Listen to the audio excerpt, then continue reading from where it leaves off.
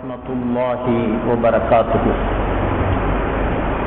رب اشرح لي صدري ويسر لي أمري واحلل عقدة من لساني يفقهوا قولي. سبحانك لا علم لنا إلا ما علمتنا إنك أنت العليم الحكيم. ما شاء الله كان وما لم يشاء لم يكن. لا حول ولا قوة إلا بالله العلي العظيم. إن أريد إلا الإصلاح ما استطعت وما توفيقي إلا بالله عليه توكلت وإليه أنيب. الحمد لله الذي هدانا لهذا وما كنا لنهتدي لولا أن هدانا الله. الصلاة والسلام على أشرف خلق الله. ما بعد. قال الله تعالى في القرآن العظيم والفرقان المجيد بعد أعوذ بالله من الشيطان الرجيم. بسم الله الرحمن الرحيم. المال والبنون زينة الحياة الدنيا. وقال النبي صلى الله عليه وسلم لا تزول قدم ابن آدم يوم القيامة من عند ربه حتى يسأل عن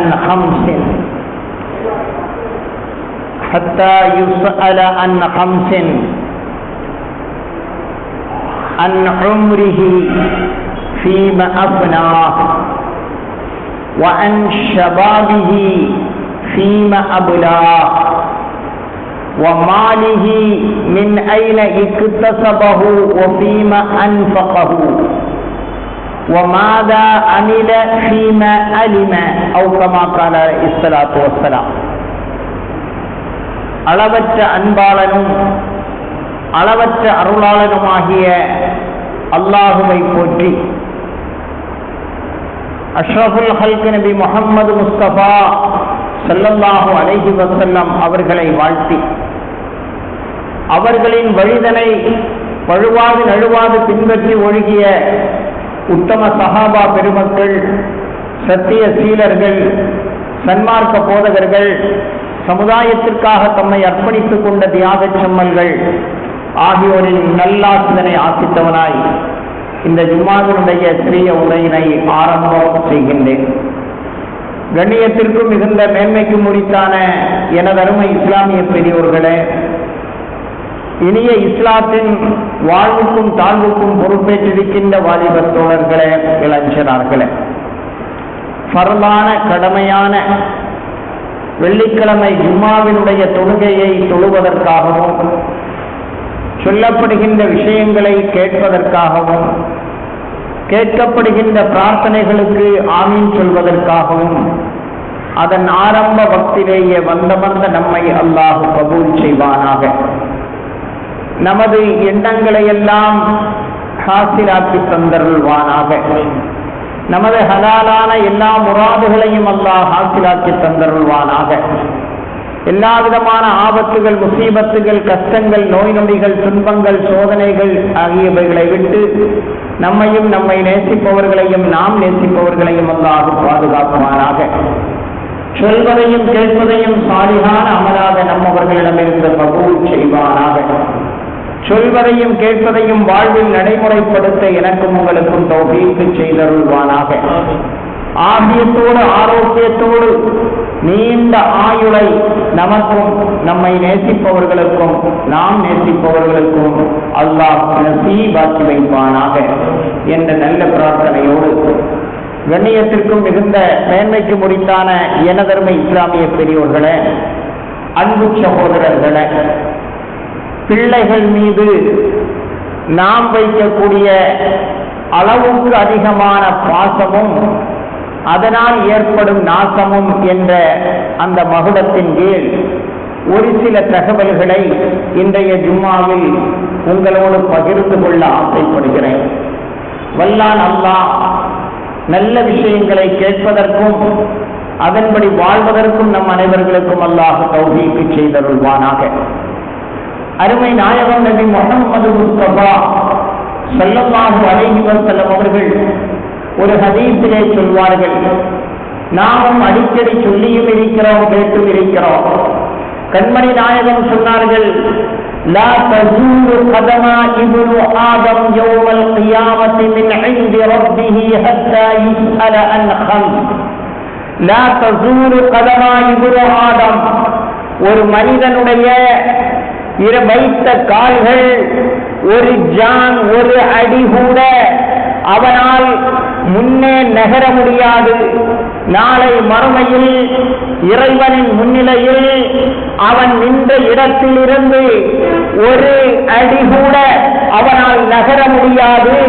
ஹத்தா யுஸ்அல அன் ஹம்ஸின், 5 கேள்விகளுக்கு 5 விஷயங்களை கேட்கப்படாத வரை, 5 கேள்விகளுக்கு பதில் சொல்லாத வரை வைத்த காலை ஒரு அடி கூட முன்வைக்க முடியாது என்று முஹம்மது சாதிக் நபி முஹம்மது முஸ்தபா ஸல்லல்லாஹு அலைஹி வஸல்லம் அவர்கள் சொன்னார்கள்.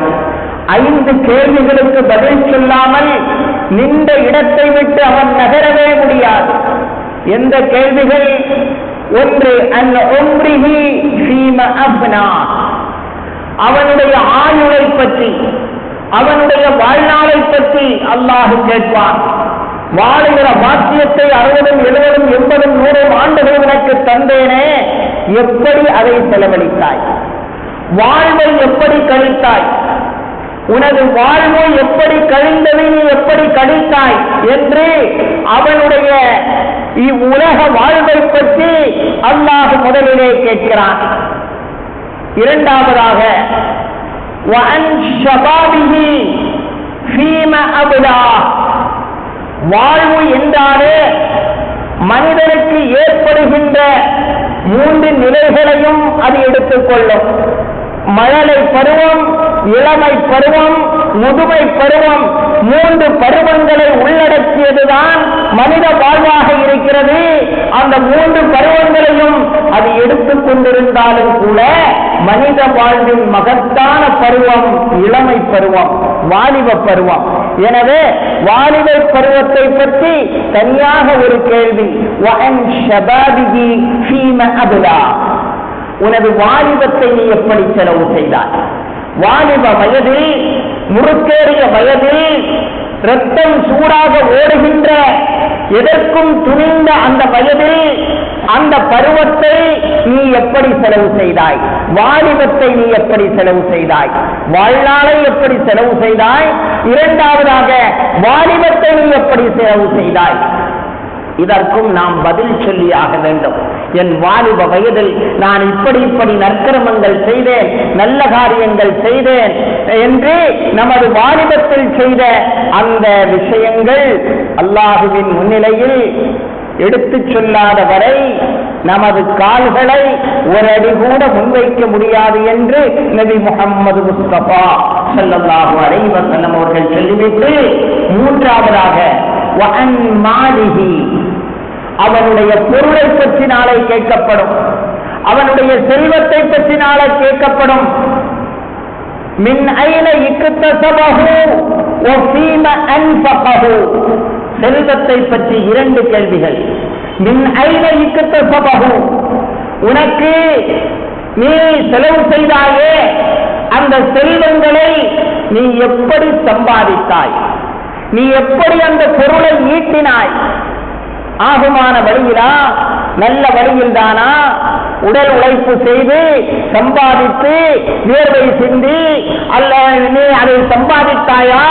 அடுத்தவனை தட்டிப்பறித்து, அடுத்தவரிடம் கொள்ளையடித்து, அடுத்தவனுக்கு சேர வேண்டிய பொருளை வலுக்கட்டாயமாக பிடுங்கி நீ உன்னுடைய செல்வத்தை திரட்டிக் கொண்டாயா என்று மின் ஐன இக்தஸபஹு, நீ எப்படி சம்பாதித்தாய்?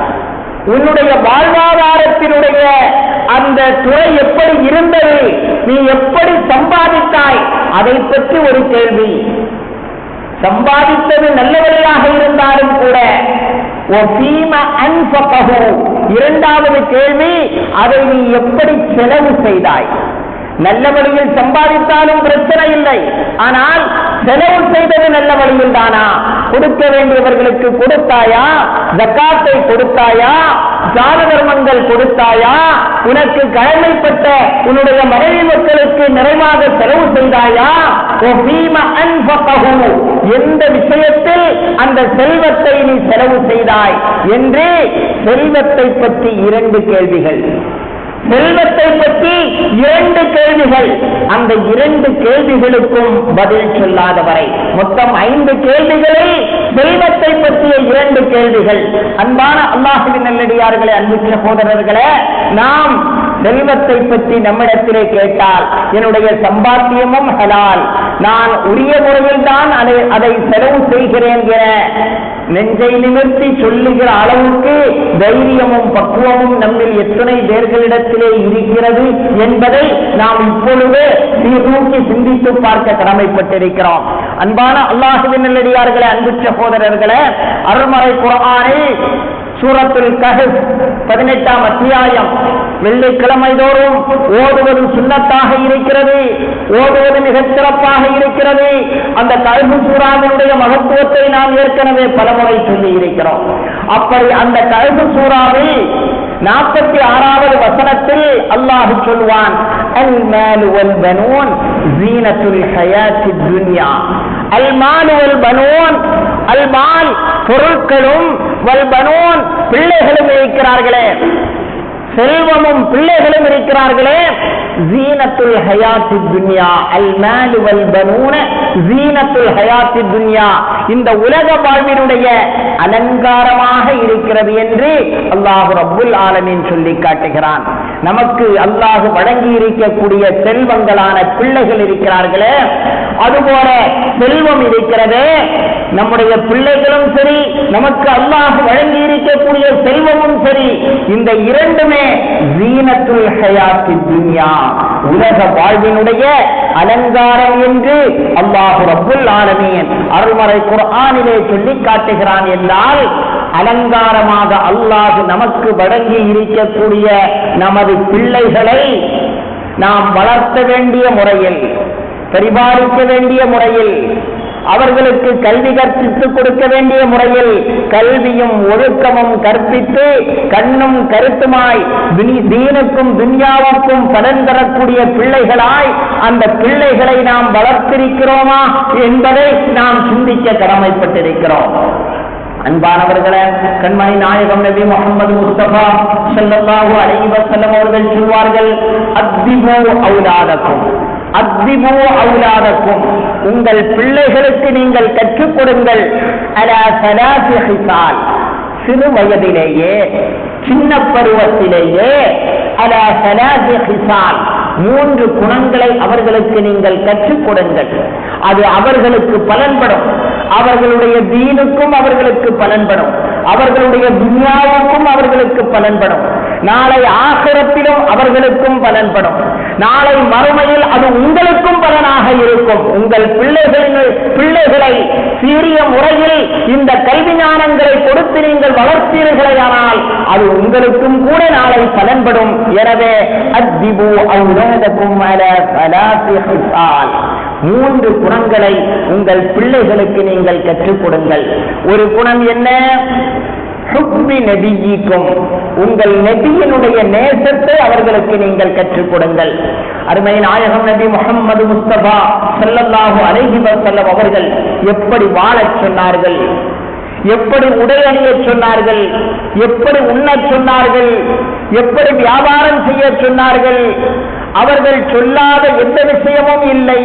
நமது வாழ்வுக்கு தேவையான அத்தனை வழிகாட்டுதலையும் வாகாய் வகுத்து தந்தார்கள் நபிகள் நாயகம் ஸல்லல்லாஹு அலைஹி வஸல்லம். எனவே அவர்களை நேசிப்பதை பற்றி, அவர்களுடைய அன்பை, அவர்களுடைய நேசத்தை பிள்ளைகளுக்கு நீங்கள் கற்றுக் கொடுங்கள். நம் உயிருக்கு உயிராக, உயிரினும் மேலாக மதிக்க வேண்டிய உத்தம தலைவர் கண்மணி நாயகம் ஸல்லல்லாஹு அலைஹி வஸல்லம் அவர்கள் மட்டும்தான் என்பதை அவர்களுக்கு நீங்கள் சொல்லிக் கொடுங்கள். கண்மணி நாயகத்தினுடைய நேசத்தை உங்கள் பிள்ளைகளுக்கு நீங்கள் சொல்லிக் கொடுங்கள். அடுத்து வஹுப்பி அஹ்லி பைத்திஹி, ரசூலுல்லாஹி ஸல்லல்லாஹு அலைஹி வஸல்லம் அவர்களுடைய அஹ்லு பைத் என்று சொல்லக்கூடிய குடும்பத்தார்களை, ரசூலுல்லாஹ்வுடைய குடும்பத்தார்களை நேசிக்க வேண்டும் என்ற அந்த நேசத்தையும் அவர்களுக்கு நீங்கள் கற்றுக் கொடுங்கள். நாயகத்தினுடைய நேசத்தை கற்றுக் கொடுங்கள். நாயகத்தின் குடும்பத்தை நேசிக்க வேண்டும் என்பதையும் நீங்கள் கற்றுக் கொடுங்கள். குர்ஆன் ஓதுவதை நீங்கள் கற்றுக் கொடுங்கள். குர்ஆன் ஓதுவதை நீங்கள் கற்றுக் கொடுங்கள். ஆக இந்த 3 விஷயங்களையும் உங்கள் பிள்ளைகளுக்கு சிறிய வயதிலேயே நமது தலைவர், நாம் போற்ற வேண்டிய, நாம் மதிக்க வேண்டிய, நாம் நேசிக்க வேண்டிய மிக பெரும் தலைவர் கண்மணி நாயகம் நபி முஹம்மது முஸ்தபா ஸல்லல்லாஹு அலைஹி வஸல்லம் அவர்கள் என்பதையும், அவர்களுடைய குடும்பத்தார்களையும் நாம் நேசிக்க வேண்டும் என்பதையும், அருள்மறை குர்ஆனை அன்றாடம் ஓத வேண்டும், அதனுடைய வழியின்படி நாம் வாழ வேண்டும் என்பதையும் உங்கள் பிள்ளைகளுக்கு நீங்கள் கற்றுக் கொடுங்கள் என அருமை நாயகம் நபி முஹம்மது முஸ்தபா ஸல்லல்லாஹு அலைஹி வஸல்லம் அவர்கள் சொல்லி காட்டினார்கள் என்றால், அன்பான அல்லாஹ்வின் நல்லடியார்களே, அன்பு சகோதரர்களே, பிள்ளைகளின் மீது நாம் வைக்கக்கூடிய அளவு கடந்த பாசம் என்பது அதனால் பல கட்டங்களில் நாசங்கள் ஏற்பட்டு விடுகிறது. அல்லாஹ் பாதுகாப்பானாக. பாசம் என்ற முறையில் பிள்ளைகளுக்கு கற்பிக்க வேண்டிய ஒழுக்கங்களை கற்பிக்காமல், பிள்ளைகளை வளர்த்த வேண்டிய முறையில் வளர்த்தாமல் அதில் நாம் குறை வைப்போமே ஆனால் அந்த பிள்ளைகளின் மீது நாம் வைத்த பாசம் அது நாசமாக மாறிவிடுகிறது என்று சொன்னால் அது மிகையல்ல. அதை நாம் கண்டு கொண்டிருக்கிறோம், அதை நாம் பார்த்துக் கொண்டிருக்கிறோம், அதை நாம் கேள்விப்பட்டுக் கொண்டிருக்கிறோம். அன்பானவர்களே, ஆண்ட்ராய்டு போன், ஐபோன் என்று சொல்லக்கூடிய ஸ்மார்ட் போன்கள் சின்ன சின்ன குழந்தைகள் முதல் அதை பயன்படுத்துகிறார்கள். இந்தியாவிலே ஒரு ஆய்வு சொல்லுகிறது, இந்தியாவிலே எடுக்கப்பட்ட ஒரு ஆய்வு சொல்கிறது, 5 வயதிற்கும் குறைவான குழந்தைகள் தினசரி 2 மணி நேரம் 20 நிமிடம் ஆண்ட்ராய்டு போனை பயன்படுத்துகிறார்கள். 5 வயதுக்கும் குறைவான குழந்தைகள், 5 வயதுக்கும் குறைவான குழந்தைகள் ஆண்ட்ராய்டு போன் பயன்படுத்துகிறார்கள். எத்தனை மணி நேரம்?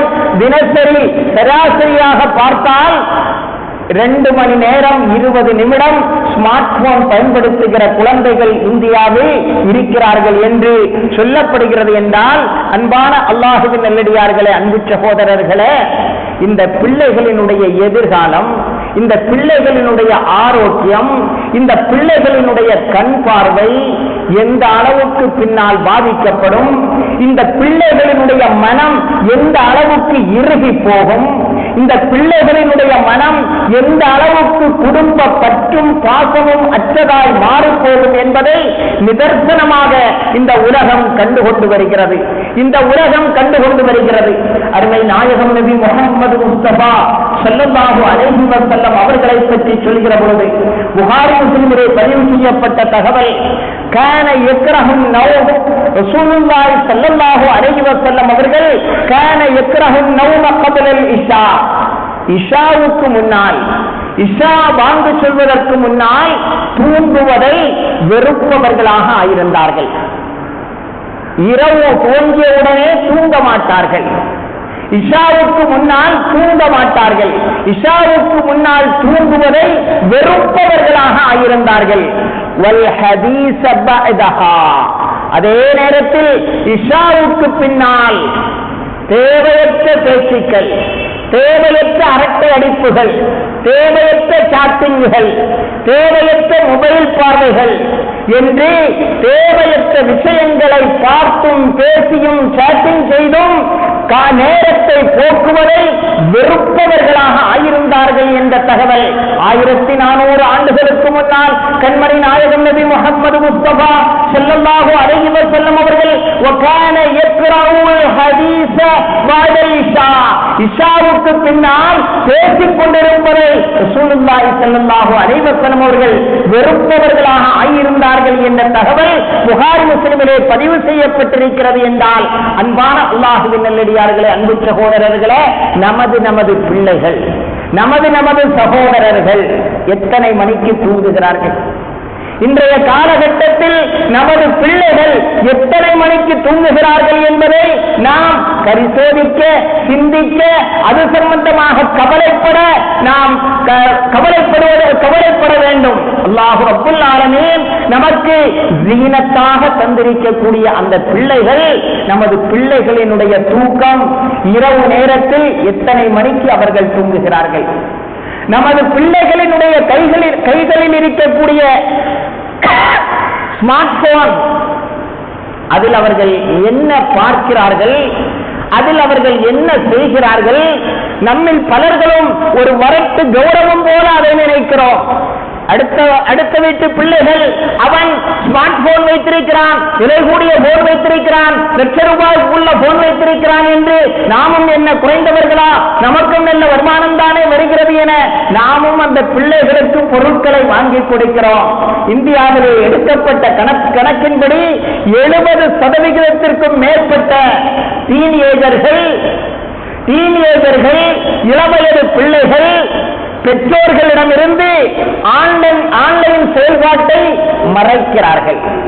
பெற்றோர்களிடமிருந்து இந்த மொபைலில் என்ன பார்க்கிறோம், மொபைலில் எவ்வளவு நேரம் பார்க்கிறோம் என்பதை இந்தியாவில் 70% அதிகமான டீனேஜர்கள், இளம் பிள்ளைகள், இளைஞர்கள், வாலிபர்கள் பெற்றோர்களிடமிருந்து முழுக்க அதை மறைக்கிறார்கள் என்று ஒரு ஆய்வு கூறி காட்டுகிறது என்றால், அன்பானவர்களே, வாட்ஸ்அப், இன்ஸ்டாகிராம், பேஸ்புக் இது போன்ற ஊடகங்களில் தான் நமது பிள்ளைகளினுடைய நேரம் மொத்தமும் செலவாகிக் கொண்டிருக்கிறது.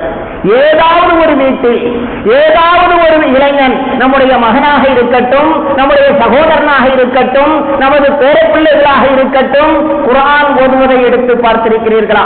அந்த 10-20 ஆண்டுகளுக்கு முன்னால் நடந்தது அது. ஆனால் இப்பொழுது ஒவ்வொருவருடைய கையிலும் ஏதோ வெற்றிலையில் சுண்ணாம்பு தடவுவது போல தடவிக்கொண்டேதான் இருக்கிறார்கள். அன்பானவர்களே, நமக்கு தெரிந்த ஒரு குடும்பத்தில் ஒரு குழந்தை, சின்ன குழந்தை, அந்த குழந்தைக்கு நன்றாகத்தான் இருந்த குழந்தை மொபைல் போன் உபயோகத்தால் மூளை தடுமாறி எப்பொழுது பார்த்தாலும் இப்படியே வைத்துக் கொண்டே இருக்கிறது. அன்பானவர்களே, உண்மை சம்பவம். அதனுடைய மூளை முழுவதுமாக மொபைலுக்கு அடிக்டாகி அதனுடைய மூளை வேலை செய்யாமல் கையை இப்படியே வைத்துக் கொண்டே சதா இருக்கிறது. எவ்வளவுதான் ட்ரீட்மெண்ட் எடுத்தும் கூட அது மாற்ற முடியுமா முடியவில்லையா என்பது தெரியவில்லை. ஆனால் காரணம் இந்த பெற்றோர்கள் என்ன நினைக்கிறார்கள்? எல்லா குழந்தைகளும் வைக்கத்தானே செய்கிறார்கள், நமது குழந்தையும் என்ன குறைந்தா போய்விட்டது என்று மோசமான அந்த சாதனத்தை, அந்த மொபைலை பிள்ளைகள் 5 வயதுக்கு உட்பட்ட பிள்ளைகள் தினமும் 2 மணி நேரம் 20 நிமிடம் பார்க்கிறார்கள் என்று சொன்னால் எந்த அளவுக்கு அவர்களுடைய மூளைகளும், அவர்களுடைய செயல்பாடுகளும், அவர்களுடைய திறன்களும் அற்றுப்போய்விடும் என்பதை நாம் சிந்திக்க கடமைப்பட்டிருக்கிறோம். அன்பானவர்களே, ஸ்னாப்சாட் என்று சொல்லக்கூடிய அதில் நம்முடைய இளைஞர்கள் ஈடுபடாமல் எந்த இளைஞனும், ஒரு இளைஞனாவது இருப்பான் என்று சொல்ல முடியாது. ஒரே சாட்டிங்கில் தான் இருக்கிறான். இன்ஸ்டாகிராமில் ரீல்ஸ் போடுவதற்காக உயிரிழந்த எத்தனையோ இளைஞர்கள் நமது சமுதாயத்திலும் இருக்கிறார்கள். இன்ஸ்டாகிராமிலே ரீல்ஸ் போட வேண்டும் என்பதற்காக ரயிலிலே தொங்கியவாறு, கிணற்றுக்கு அருகிலே இருந்தவாறு, பெரிய நதிகளுக்கு அருகிலே இருந்தவாறு, புதர்களுக்கு அருகிலே இருந்தவாறு ரீல்ஸ் போடுவதற்காக வேண்டி அவர்கள் ஆயத்தமாகி கடைசியில் அவர்கள் உயிரை இழந்த எத்தனையோ சம்பவங்கள் அடிக்கடி நடந்து கொண்டும் கேட்டுக்கொண்டும் தான் இருக்கிறது. அல்லாஹ் பாதுகாப்பானாக. நமது சமுதாயத்தை, நமது சந்ததிகளை, நம்மை நேசிப்பவர்களுடைய சந்ததிகளை, நாம் நேசிப்பவர்களுடைய சந்ததிகளை, நமது சமுதாயத்தை, நமது நாட்டை அல்லாஹ் பாதுகாப்பானாக. ரீல்ஸ் போடுகிறோம் என்ற முறையில் தன்னுடைய உயிர்களை இழந்து கொண்டிருக்கக்கூடிய சமுதாயம் என்று இருக்கிறது. சாட்டிங் செய்கிறோம் என்ற முறையில் ஃப்ரீ ஃபயர் என்று சொல்லக்கூடிய ஒரு என்னை சுட்டுவிட்டான், சுடு என்று ஏதோ பைத்தியம் பிடித்தவர்களை போல தனியாக இருந்து புலம்பிக் கொண்டிருக்கக்கூடிய எத்தனையோ இளைஞர்களை பார்க்கிறோம்.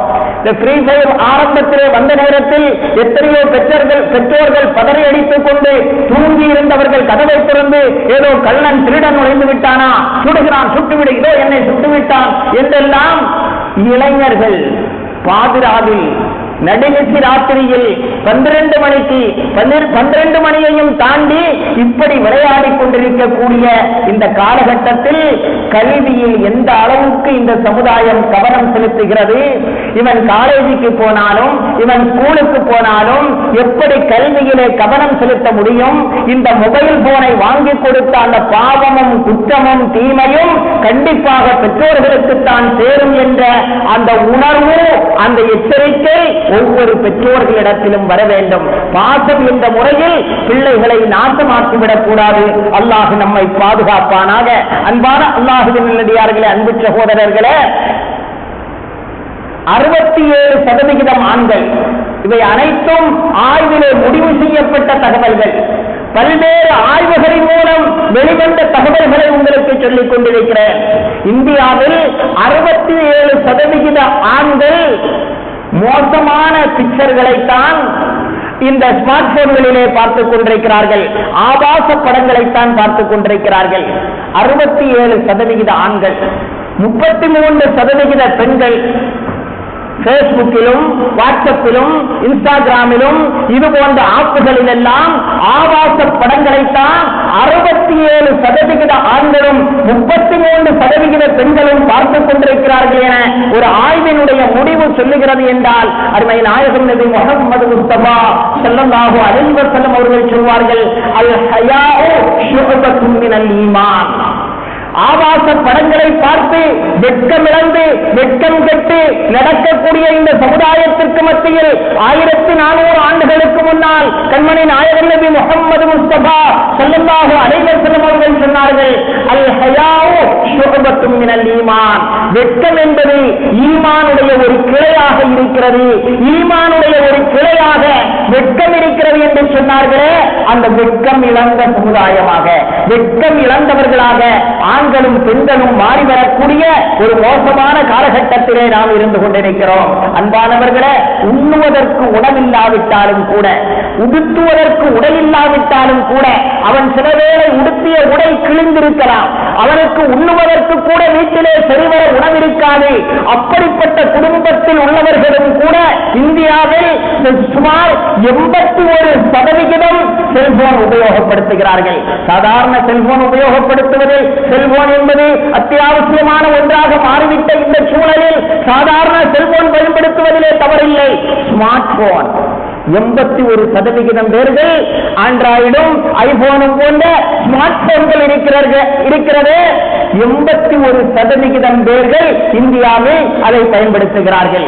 அதிலும் ஆச்சரியம் என்னவென்றால் 51% மக்கள் 81% பயன்படுத்துகிறார்களே, இவர்களே 51% பேர்களுக்கு அதில் என்ன இருக்கிறது, எப்படி பயன்படுத்த வேண்டும், அதில் நல்ல விஷயம் ஏதாவது இருக்கிறதா, அதை எடுக்கலாமா என்ற அடிப்படை அறிவு ஞானம் அற்றவர்களாக இருக்கிறார்கள். ஸ்மார்ட் போனை பற்றிய அறிவும் ஞானமும் அற்றவர்கள் 51%, 81% பயன்படுத்துகிறார்கள்.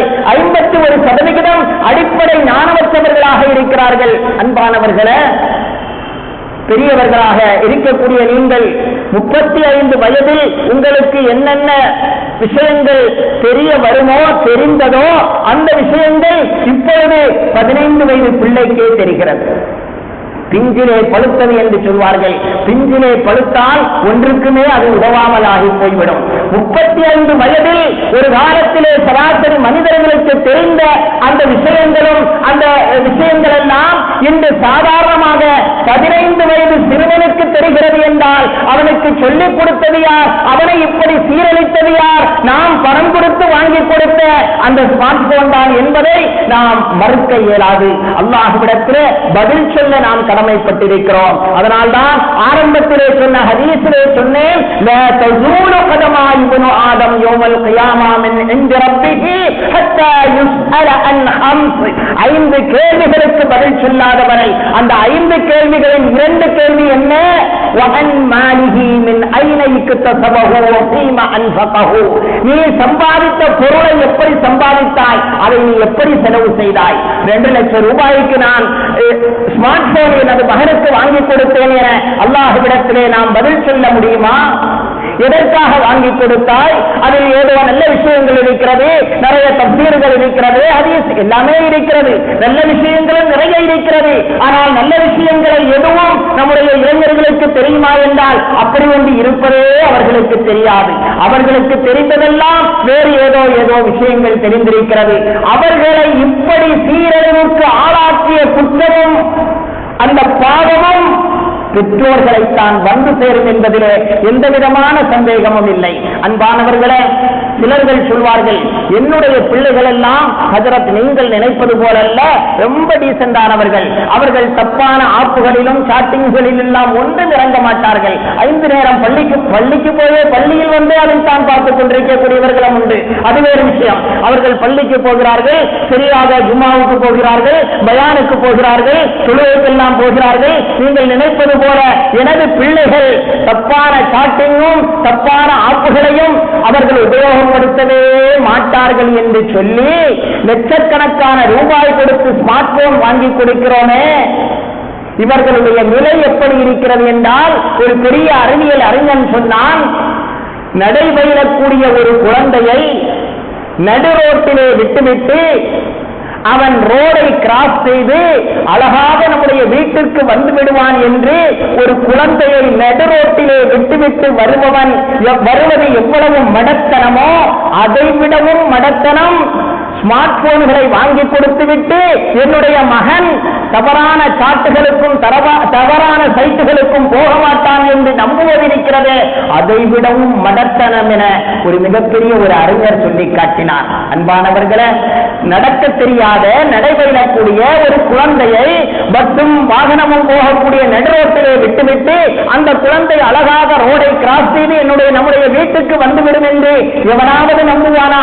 அதை போலத்தான் ஸ்மார்ட் போனை வாங்கி கொடுத்துவிட்டு இவன் தவறான சாட்டிங்கள் செய்ய மாட்டான் என்று நம்புவதும் அதைவிடவும் மடத்தனமானது என அறிஞர் சொல்லி காட்டினார்கள் என்றால், அன்பானவர்களே, அல்லாஹ் சொல்லி காட்டுவான், அவர்கள்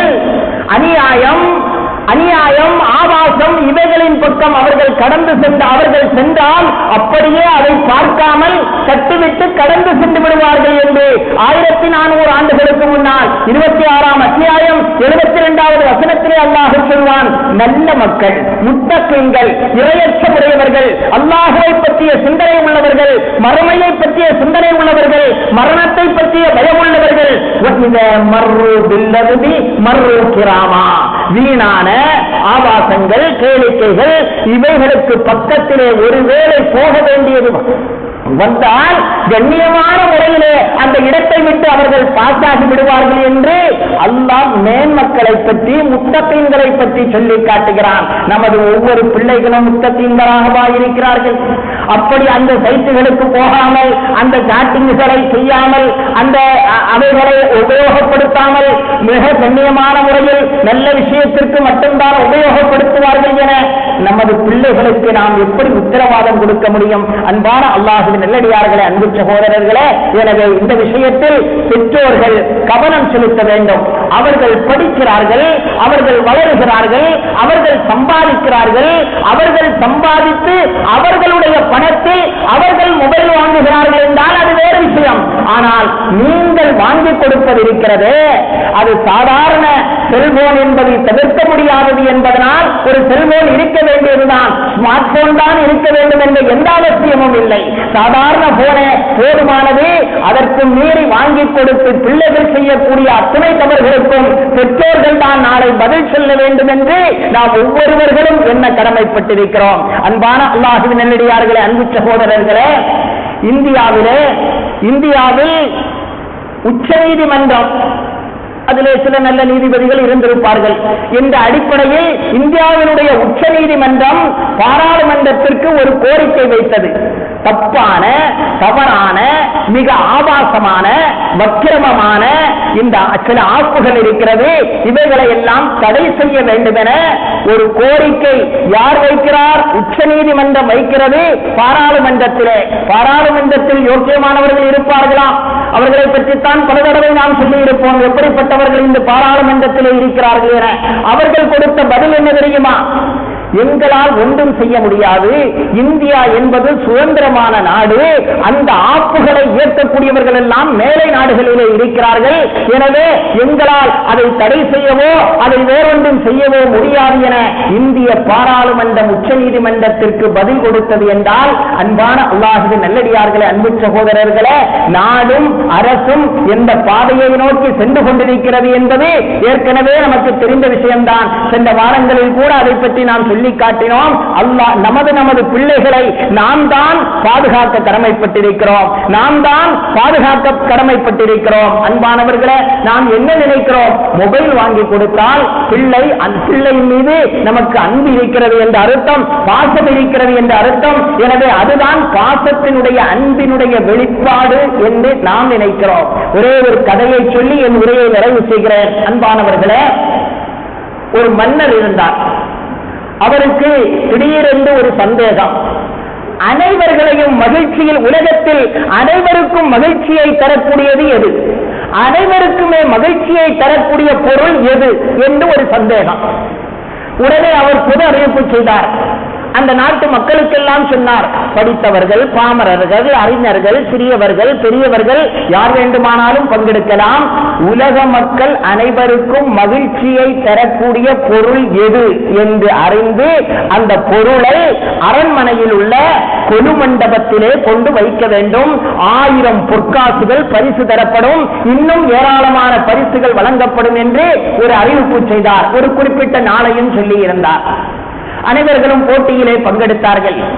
ஒரு சிறிய பொன்னை, ஒரு சிறிய தங்கத்தை ஒருவர் கொண்டு வைத்து அந்த தங்கத்துக்கு கீழ் அவர் எழுதி வைத்தார், அனைவர்களுக்கும் மகிழ்ச்சி அளிக்கக்கூடியது செல்வம்தான்.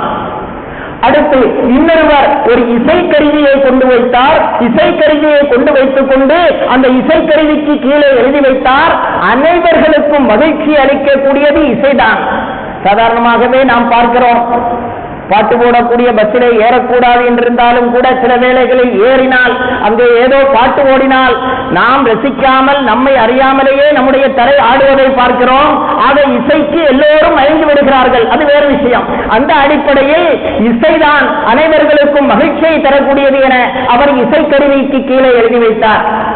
இன்னொருவர் இனிப்பு பலகாரங்களை எல்லாம், சில பலகாரங்களை கொண்டு வைத்துவிட்டு ஸ்வீட்டுகள், இனிப்பு பலகாரங்கள், பதார்த்தங்கள், திருநெல்வேலிக்கு போனாலே ஹல்வா வாங்க வேண்டும் என்று எல்லோரும் விரும்புகிறோம். அதுபோல இனிப்பு பலகாரங்கள் எல்லோருக்கும் மகிழ்ச்சி தரக்கூடியது என்று அவர் அதற்கு கீழே சில இனிப்பு பலகாரங்களை வைத்து துண்டு சீட்டை எழுதி வைத்தார். அடுத்து ஒருவர் ஒரு சிற்பத்தை வரைந்திருந்தார்.